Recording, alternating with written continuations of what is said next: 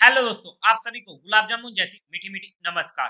और उसी के साथ आप लोगों का स्वागत है मार्केट के पैचअप या ब्रेकअप शो में।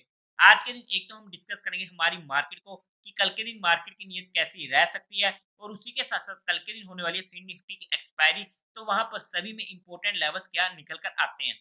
और उसी के साथ साथ कल के दिन होगी 3 एसएमई आईपीओ की closing, Phone Book, Delaplex, Docomo Health Technologies. तो तीनों आईपीओ में मेरा क्या रहेगा पर्सनल एंड फाइनल डिसीजन, क्योंकि जहां पर परसों को भी 3 आईपीओ की क्लोजिंग होने वाली है। तो हमें हमारे पैसे को इन 6 आईपीओ में किस तरीके से मैनेज करना चाहिए, कौन सी रैंकिंग नंबर 1 पर आती है, किस तरीके से इन सभी आईपीओ की रैंकिंग बनती है मेरी स्टडी के अकॉर्डिंग, वहां पर उस पॉइंट को भी डिस्कस करने की कोशिश करेंगे। और उसी के साथ साथ कल के दिन होने वाली 4 आईपीओ की लिस्टिंग, जिनमें से 3 होने वाले हैं एसएमई और एक होने वाला है हमारा मेन लाइन आईपीओ। तो चारों में क्या रहेगी लिस्टिंग स्ट्रेटेजी, वो स्टडी करने की कोशिश करेंगे। तो अभी से इस वीडियो को लाइक और चैनल को सब्सक्राइब कर दीजिएगा। अगर हम सबसे पहले आज के दिन का एफआई और डीआई डाटा चेकआउट करते हैं, तो डीआई ने आज के दिन 3200 करोड़ की बाइंग करी है, वहीं पर एफआई ने 110 करोड़ की बाइंग करी है। नेट में बाइंग का फिगर एक मेजर फिगर है जो हमारे लिए और मार्केट के लिए पॉजिटिव हो जाता है। अब अगर हम आईपीओ की बात कर लेते हैं, तो सबसे पहले अगर मैं रैंकिंग की बात करूं according to my study, according to risk reward ratio, तो वहां पर जो सबसे पहली रैंकिंग पर आने वाला है वो तो ऑब्वियसली आप सभी को मालूम होगा फोन बुक होने वाला है। सेकंड पे आ जाएगा मेगा टर्म का, थर्ड पे आएगा डोकमोड का, और फोर्थ पे आएगा डेल्लाप्लेक्स का।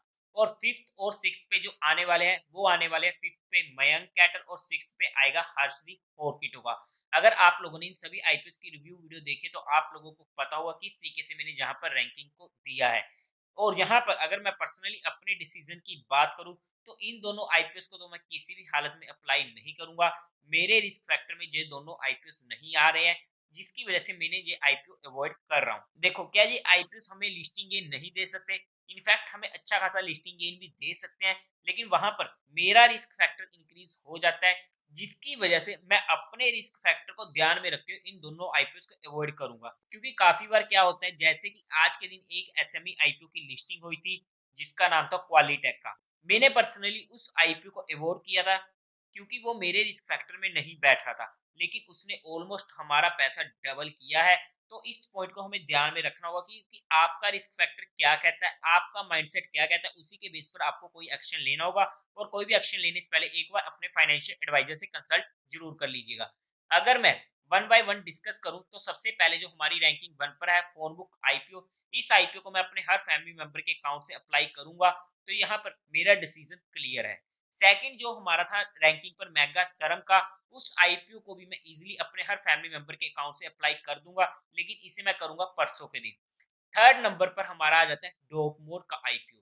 इस आईपीओ को मैं अप्लाई कर दूंगा अपने फैमिली मेंबर के अकाउंट से, अगर मुझे एचएनआई कैटेगरी में मिनिमम टू मिनिमम 100x का सब्सक्रिप्शन देखने को मिलता है, तो मैं इसे इजीली अपने फैमिली मेंबर के अकाउंट से अप्लाई कर दूंगा। फोर्थ नंबर पर होने वाला है डेल्ला फ्लेक्स का, इसमें भी सेम कंडीशन होने वाली है।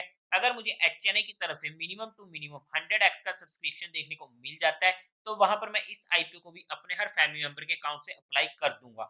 ये मेरा इन चारों आईपीओ में पर्सनल डिसीजन होने वाला है, जो मैंने अपने माइंडसेट और अपने रिस्क फैक्टर के अकॉर्डिंग आप लोगों के साथ डिस्कस किया है। आप लोगों का जो भी एक्शन हो, जो भी आपका माइंडसेट हो, जो भी आपका रिस्क फैक्टर हो, उसके अकॉर्डिंग अपने फाइनेंशियल एडवाइजर से कंसल्ट करके कोई फाइनल डिसीजन बनाइएगा। अब अगर हम कुछ आईपीओ की लिस्टिंग की बात करते हैं जो आईपीओ ओपन होने वाले हैं, बाय द वे अगर हम सभी आईपीओ का पहले जीएमपी देख ले, तो डोगमोर का चल रहा है 35% का, फोन बुक का चल रहा है 185% का, डेल्लाप्लेक्स का चल रहा है 41% का, हर्षदीप का चल रहा है 26% का, मेगाटनम का चल रहा है 92% का, और मयंक कैटल का चल रहा है 9% का। अब अगर हम जो आईपीओ लिस्ट होने वाले हैं उनकी बात कर लेते हैं, तो सबसे पहले ईपैक ड्यूरेबल की बात करूं, पर्सनली मैंने ये आईपीओ अप्लाई नहीं किया था।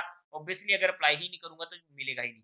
जीएमपी की बात करते हैं 2% का हमें देखने को मिल रहा है।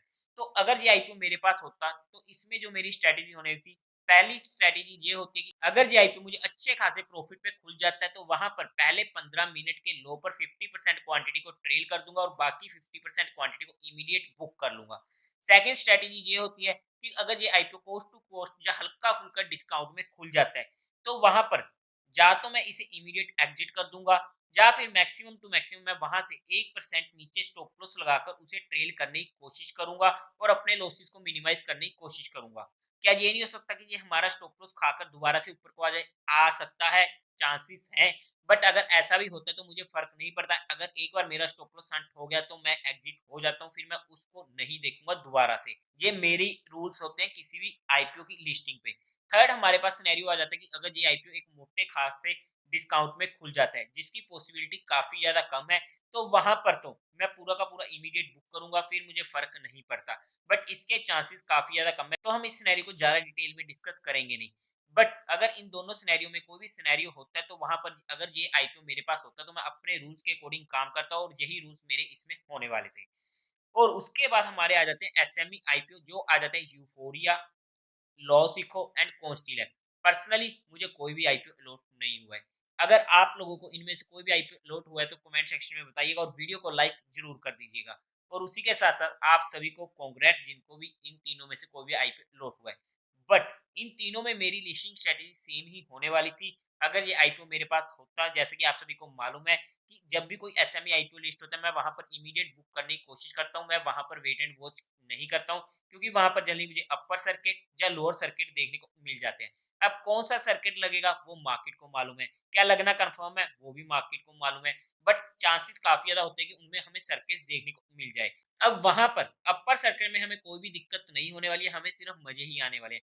दिक्कत होती है जब लोअर सर्किट लगता है, क्योंकि वहां पर हमारा तब तक एग्जिट नहीं हो पाता जब तक वो सर्किट खुलेगा नहीं। तो बस इसी सर्किट के चक्कर से बचने के लिए मेरा वहां पर एसएमई आईपीओ में, हर एसएमई आईपीओ में यही रूल होता है कि मैं वहां पर उसे इमीडिएट बुक करने की कोशिश करता हूँ। और वैसे मेरा मोटो था लिस्टिंग गेन लेना, मुझे लिस्टिंग गेन मिला, मेरी बात खत्म हुई। लेकिन आप लोगों को अपने माइंडसेट और अपने रिस्क फैक्टर के अकॉर्डिंग काम करना पड़ेगा। तो जो भी कोई भी काम करना हो, एक बार अपने फाइनेंशियल एडवाइजर से कंसल्ट करके कोई एक्शन लीजिएगा। और उसी के साथ साथ अगर हम आज के दिन मार्केट की बात करते हैं, तो आज के दिन तो आप सभी को आया होगा मजा, मार्केट सीधा ऊपर की डायरेक्शन में जाता रहा है। और हमारा जैसे ही 21,500 का लेवल क्रॉस हुआ, हमारी एंट्री हुई और हमें एक अच्छी मूव मिल चुकी थी।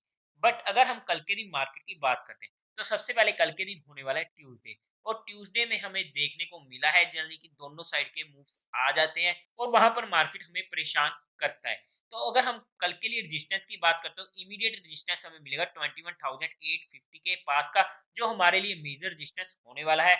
और अगर मार्केट इस लेवल तक आती है, तो वहां से में रिवर्सल के चांसेस हो सकते हैं इंट्राडे पर्सपेक्टिव। और वैसे भी अगर आप कुछ दिनों से देखोगे, मार्केट एक दिन ऊपर को जाता है, दूसरे दिन नीचे को आ जाता है, फिर ऊपर को चला जाता है, फिर नीचे को आ जाता है। काफी दिनों से यही एक्शन मार्केट का चलता आ रहा है। एक दिन मार्केट स्ट्रेंथ शो करता है और दूसरे दिन वीकनेस शो करता है। और यही न्यूट्रल मार्केट का काम होता है, एक दिन ऊपर एक दिन नीचे। तो वहां पर अगर कल के दिन 21,850 से अगर हमें रिवर्सल के साइन देखने को मिलते हुए, तो वहां से हमें एक अच्छी मूव मिल सकती है नीचे की साइड, तो हमारा ध्यान रह सकते हैं। अगर मैं नीचे की साइड सपोर्ट की बात करूं, तो वहां पर हमारे लिए इमीडिएट सपोर्ट 21,580 के पास की रहेगी, जो हमारे लिए इंपॉर्टेंट हो जाएगा। मेजर सपोर्ट मिलेगी आज के दिन का लो। जब तक ये लो नहीं कटेगा, तब तक के लिए हमें मार्केट में मेजर वीकनेस देखने को नहीं मिलेगी। तो ये हमारे लिए इंपॉर्टेंट लेवल्स होने वाले हैं। फिर निफ्टी में अगर कोई भी हीरो जीरो ट्रेड मिलती हुई, तो मैं आप लोगों को टेलीग्राम चैनल पर अपडेट कर दूंगा। टेलीग्राम चैनल का लिंक आपको डिस्क्रिप्शन में मिल जाएगा, या फिर आप direct market love affair search करके वहां से भी ज्वाइन कर सकते हैं। और उसी के साथ साथ जहां पर हमने जितनी भी चीजें डिस्कस करी है, वो सिर्फ एजुकेशन, लर्निंग और केस स्टडी पर्सपेक्टिव करी है, जहां पर हमने किसी भी तरीके की कोई इन्वेस्टमेंट टिप या एडवाइस नहीं दी है। फिर भी अगर आप लोगों को काम करना, तो एक बार अपने फाइनेंशियल एडवाइजर से कंसल्ट जरूर कर लीजिएगा। तो देवी और सज्जनों, उम्मीद है आप लोगों को ये वीडियो अच्छी लगी होगी। तो इस वीडियो को लाइक कीजिएगा, शेयर कीजिएगा और साथ ही साथ चैनल को सब्सक्राइब करें। हर हर महादेव।